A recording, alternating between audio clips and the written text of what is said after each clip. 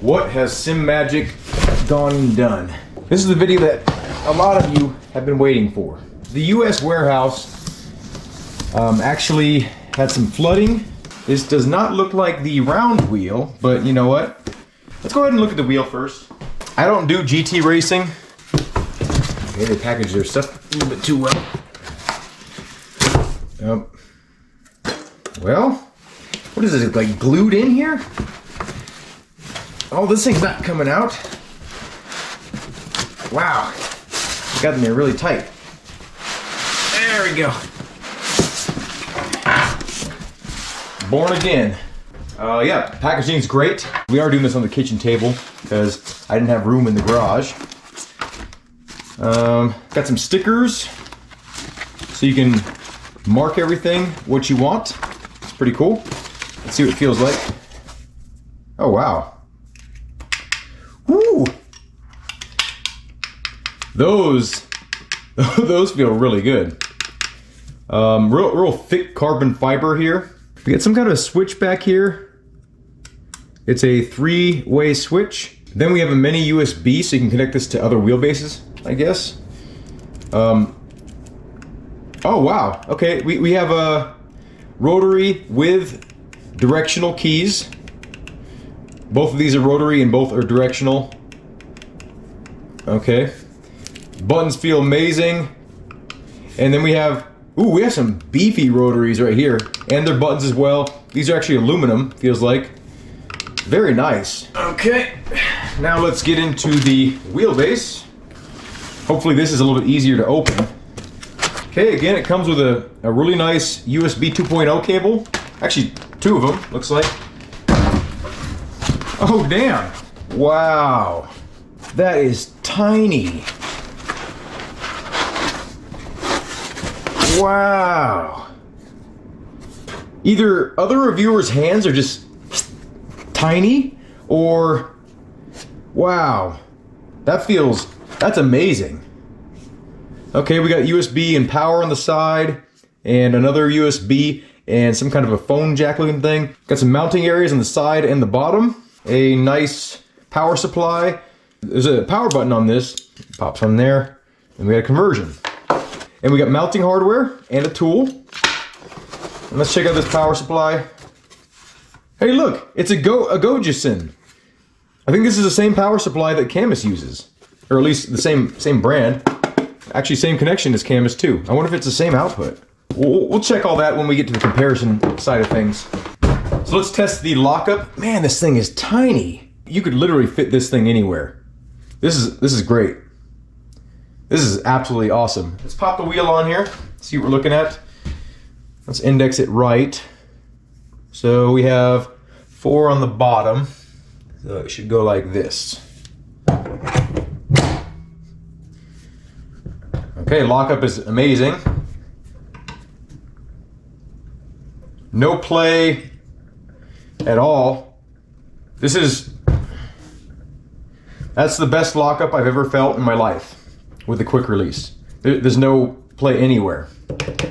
Okay, and they did round the edges off the carbon fiber here. Looks like by hand. So there's no sharp edges. That feels really good. These are some of the absolute best paddle shifters I've ever felt. It's just enough resistance, and it's also just enough travel to give you a satisfying feeling. Yes, this is the best quality wheel I've ever felt. Oh, that's cool. It has an auto lock feature. There's no button to push. So as soon as you pull up on it and lift up, it automatically locks. I don't have to push in a button on the side. That's really cool. I don't know how they did that. Let's test something here. This is the Camus quick release. This, you can see there's a button here on this one. Let's see if the Camus will actually attach to this, because this is the same amount of ball bearings. Okay, well, it appears that Camus and Simagic use the same quick release type. So that's actually really good. So if you had a Camus wheel already set up, you could actually pop it on here. I don't know if the electronics would work, but that's cool that they're interchangeable. And that's not the case with a Fanatic, so that's really cool. So I just saw my first negative here. So I was wrong. You cannot actually use a standard wheel, such as this, and directly attach it. The spacing isn't correct. So you are forced to continue to use this, right? But the cool thing about this is this will work with any NRG 10 ball bearing quick release. You know, you can buy another aftermarket quick release and it'll work for this. So that's really cool. That is disappointing that the spacing is not standard, because it would be so easy to just, you know, extend this flange out a little bit to accept this. So I'm gonna say this is a negative quality in this wheelbase. It's very high quality to where you wouldn't want to really go outside of this quick release system, but in case you wanted to, you can't. So that's unfortunate. Got some carbon fiber here, just for looks really. And it looks like there's a red LED or a green LED power indicator that'll pop up right there. You know, I thought the CSL DD was small and light. You know, this isn't so light, but it's so small, you could literally fit this anywhere. I'm amazed at the size of this. This is how big wheelbases should be. Camus has a great price and a great amount of power for that price, but size-wise, this is king right now. This is amazing. Okay, let's set everything aside, and now we're gonna open up the pedals and see what we got. Slide these babies open. You're met with a huge adjustable plate, and it's made out of aluminum. And you got some instructions here, I guess. Really nice plate, very nicely finished. Cool. Here's the pedal faces. These are chunky. So this is one thing I actually don't really like about the basic kit. I like a larger throttle, so I'll probably make a larger throttle, but really adjustable. You can see this one is tapped for on the side here too. You can move these up and down as you wish. Very nice, very well done. So now let's get into the nitty gritty. Again, another really nice USB cable. Ferrite chokes on everything. So this is the reservoir. Very high quality aluminum, great machining, really good job Simagic. We'll get it all together and kind of take a look at it later, but this is a 3-pedal set. Here's the brains. It's what everything kind of connects to. I don't like this personally. This is kind of like what Husingveld does, and I don't like it at all. Like, I really wish this was just mounted to the pedal board, like what Fanatic does. But I understand, you know, it's a simpler solution. Wow, got everything you could ever want for these pedals, and you got spring-loaded T-nuts. And a bunch of different brackets and things. We'll see what all that's about. Got a grounding wire, some tools, more hardware, high quality. And we got tuning springs. For anything we want, you know, if we want a heavier clutch, a heavier throttle, heavier brakes, they got everything. That's amazing. Look at that, adjustments right on the pedal. That's how it should be. Great job. There's also preload adjustment up here. Or not preload, the stop. Okay, this is the clutch here. It has a little pivot thing here. Let's feel this. They're riding on some sealed bearings. So this might be a location you'd want to lubricate, actually. It doesn't look like it's lubricated. Obviously adjustable as well. And you know, you can just unscrew this, it looks like, and pop one of these other springs in here. Pretty lightweight for what it is.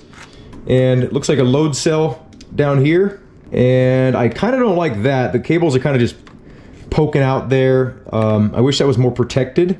But again, like, that's not something that really moves around a whole lot once you got it connected. But I don't like that. I wish that was a better connection right there instead of like some weird epoxy or glue. Let's get everything mounted up though. That's everything in the box. And we'll see what we're looking at here. I guess we might as well just assemble this right in front of you. So we'll attach the throttle first, I suppose. I know it's better for adjustment, but I don't know if you can see this, but there's only 2 bolts holding this in place.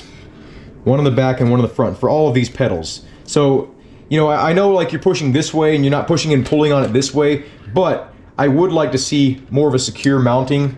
I'm gonna probably end up thread locking these once I find the position that works best. We're just gonna mount it for now and not really worry about exactly where things are just yet.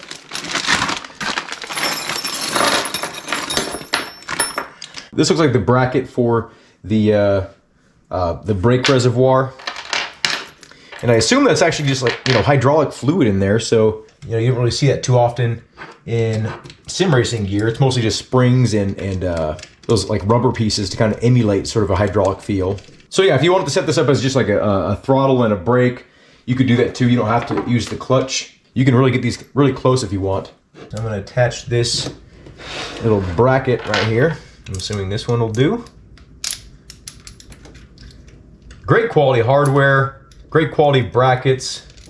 Simagic really is doing their absolute best to impress new customers. You know, they're coming out full force with everything that they're releasing.